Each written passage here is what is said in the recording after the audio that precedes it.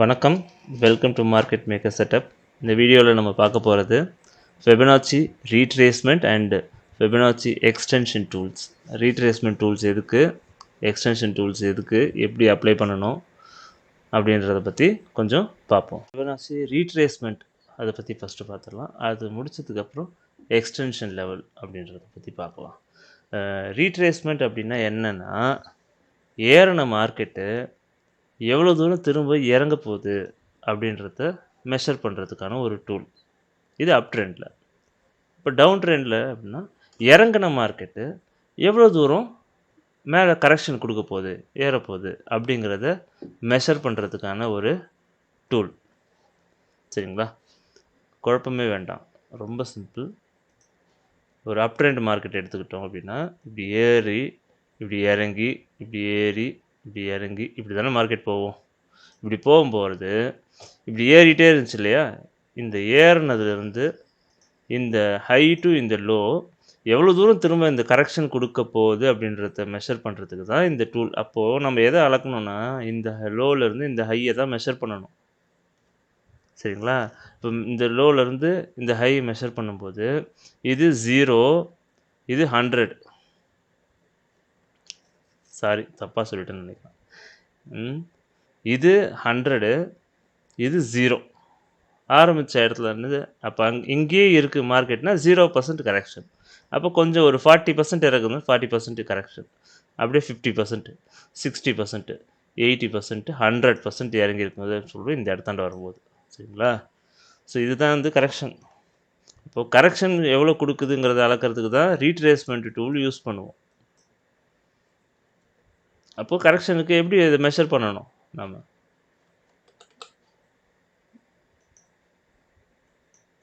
ஒரு ஸ்விங் வரைவோம், மார்க்கெட் ஏறின மாதிரி. இப்போது மார்க்கெட் என்ன பண்ணியிருக்கு, இங்கேருந்து இப்படி ஏறி போயிருக்கு.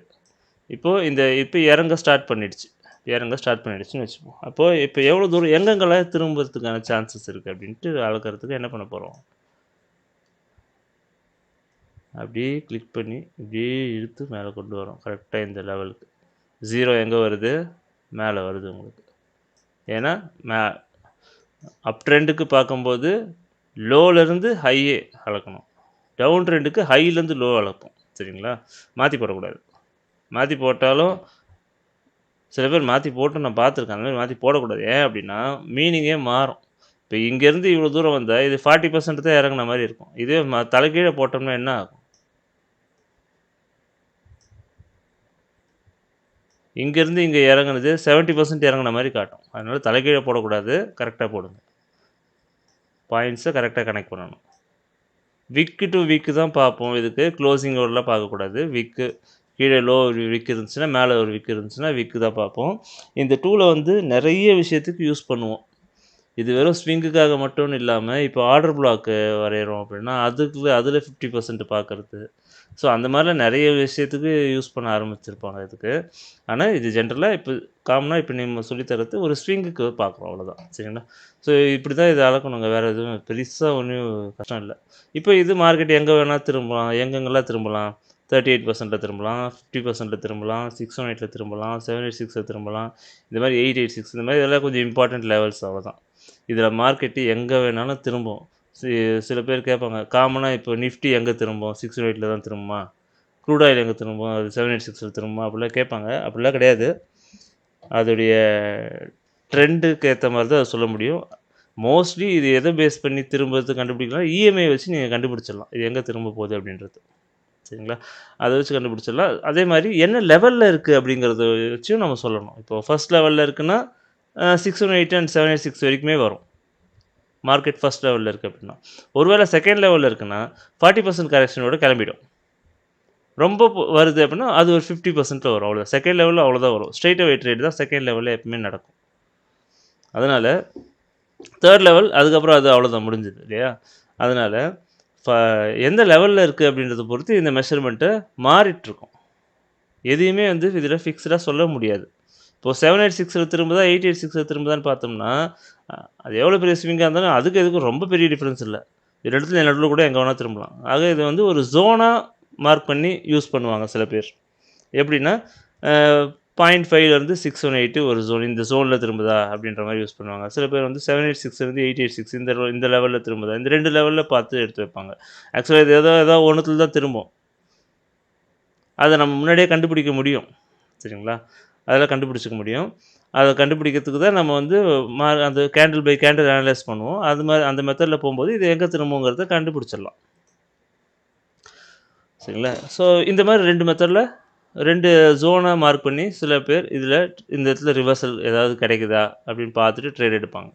ஸோ ஃபெபனாச்சி ரீட்ரேஸ்மெண்ட் இப்படி தான் பார்க்கணும். இதுதான் ரீட்ரேஸ்மெண்ட். இது வந்து இப்போ நம்ம பார்த்தது அப் ட்ரெண்டுக்கு. இதே டவுன் ட்ரெண்டுக்கு எடுத்தோம் அப்படின்னா இது அப்படியே தலைக்கீழே வரப்போகுது, அவ்வளோதான், வேறு ஒன்றும் இல்லை.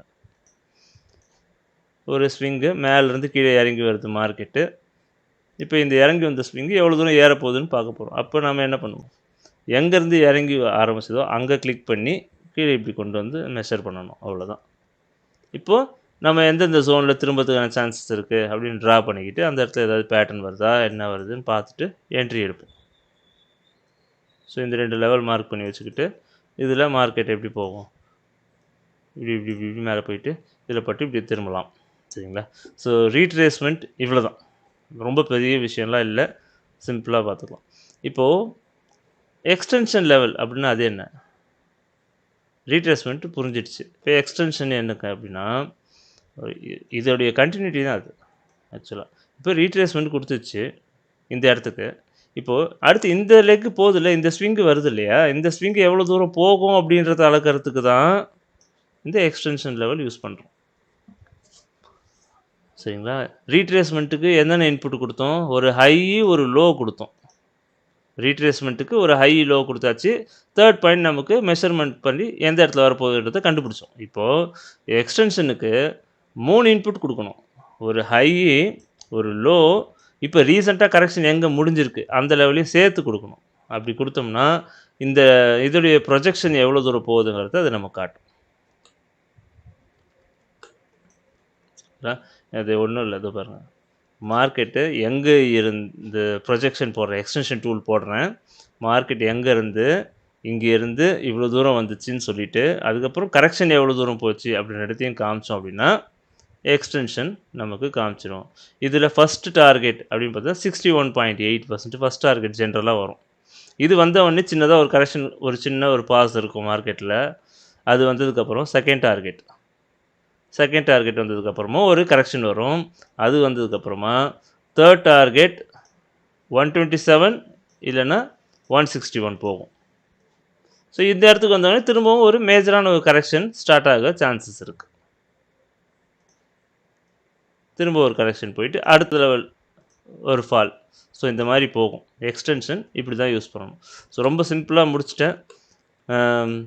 இதுக்கு நான் எக்ஸாம்பிள் கூட எதுவும் எடுத்து வைக்கல, இன்னும் இதை எடுத்து வச்சுட்டு கண்டினியூ பண்ணுறேன். சரிங்களா?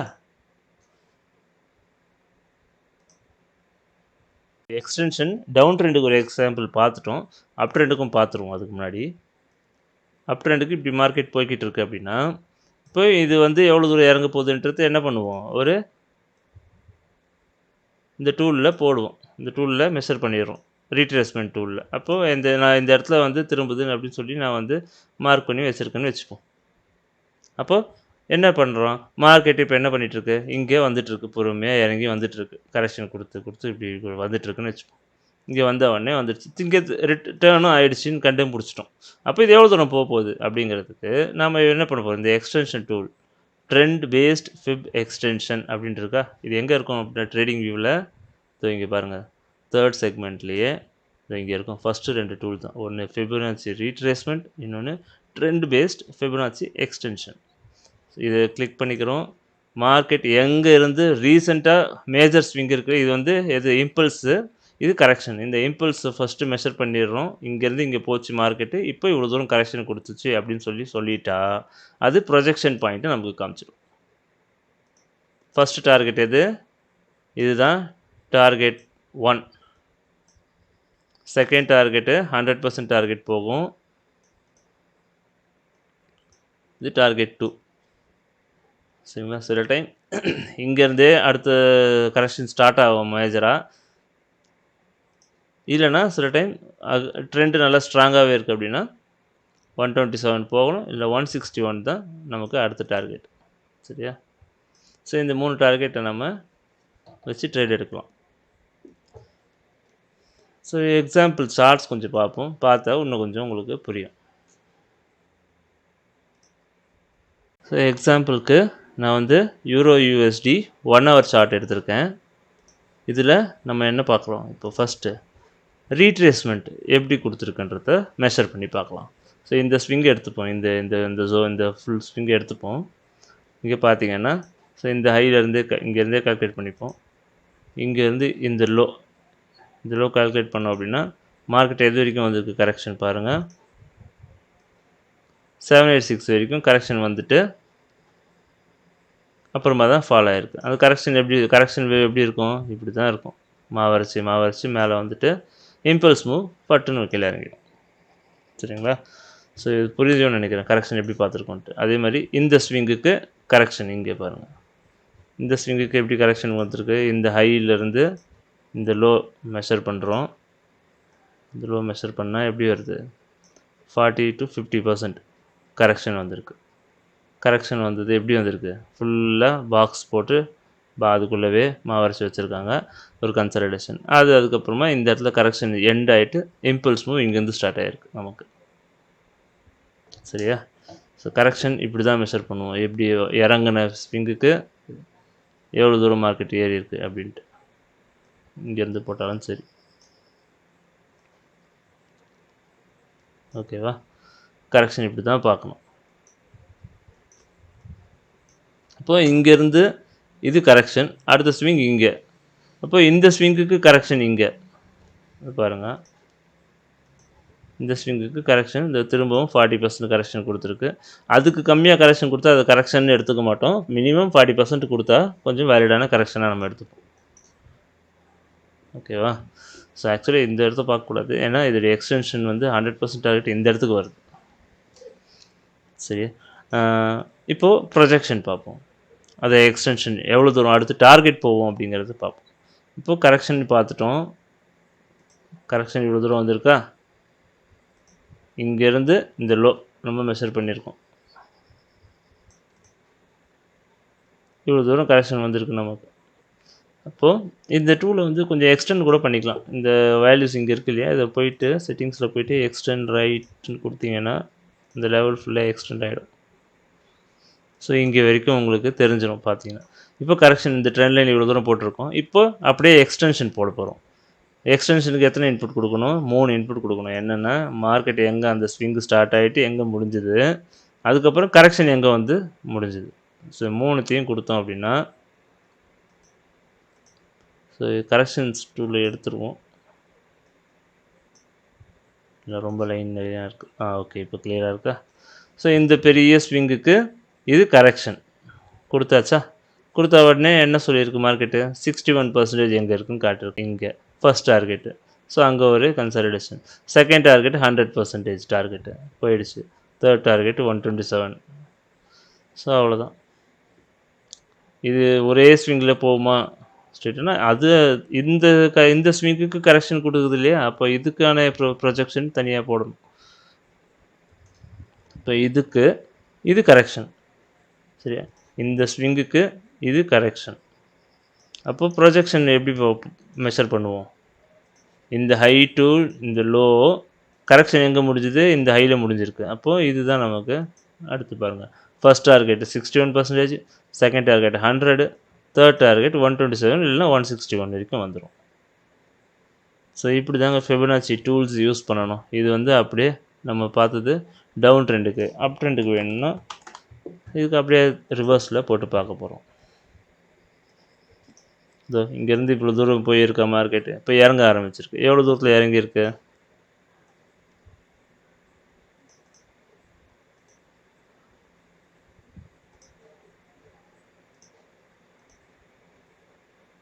$618 786 ஆகுது. 618 மார்க்கெட் இறங்கியிருக்கு.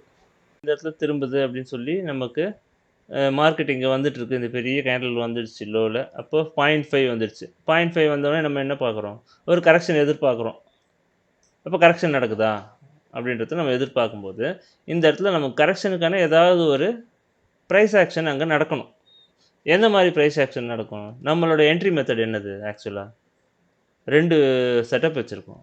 ஒரு ஸ்டாப் அண்ட் பிஎம்எஸ் நடக்கணும்.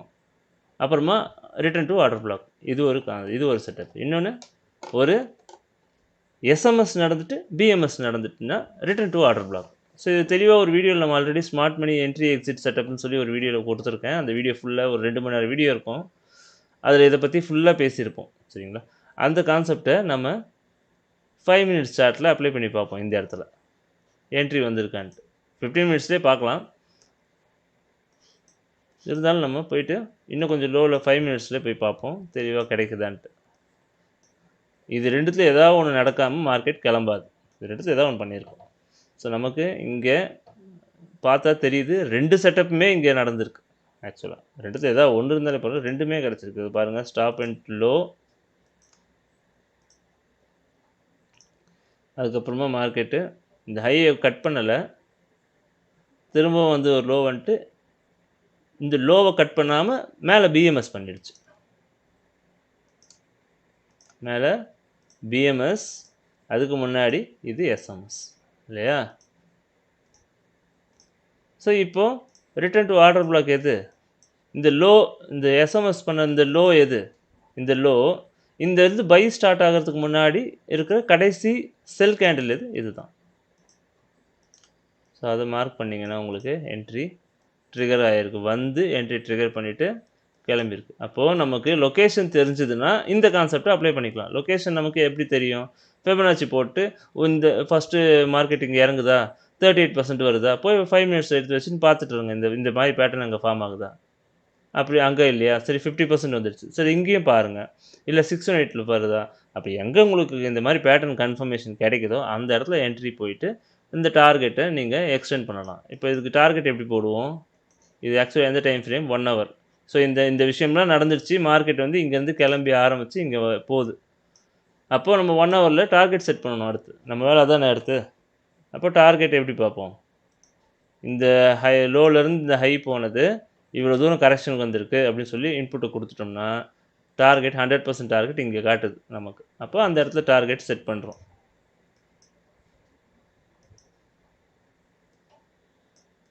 இது ஃபஸ்ட் டார்கெட்டு. செகண்ட் டார்கெட் 618 எங்கே வருதோ அந்த இடத்துல செகண்ட் டார்கெட், அதாவது இந்த ஹையில் இருக்க இந்த லிக்விடிட்டி டார்கெட் பண்ணுங்கள். அவ்வளோதான், முடிஞ்சு. ஸோ இப்படி தான் இதில் என்ட்ரி எடுக்கிறது. இந்த லொக்கேஷன் யூஸ் பண்ணி நம்ம ஏற்கனவே இந்த என்ட்ரி எக்ஸிட்டை பற்றி SMC smart money concept entry exit அப்படின்னு சொல்லி ஒரு வீடியோ போட்டிருக்கேன். வீடியோ லிங்க் வந்து டிஸ்கிரிப்ஷனில் கொடுக்குறேன், எண்ட் கார்ட்லேயும் நான் கொடுக்குறேன், பாருங்கள்.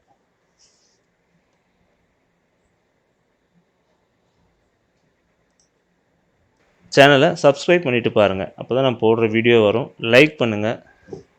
வீடியோ பிடிச்சிருந்துச்சுன்னா ஷேர் பண்ணி விடுங்க. சரிங்களா? Okay, thank you.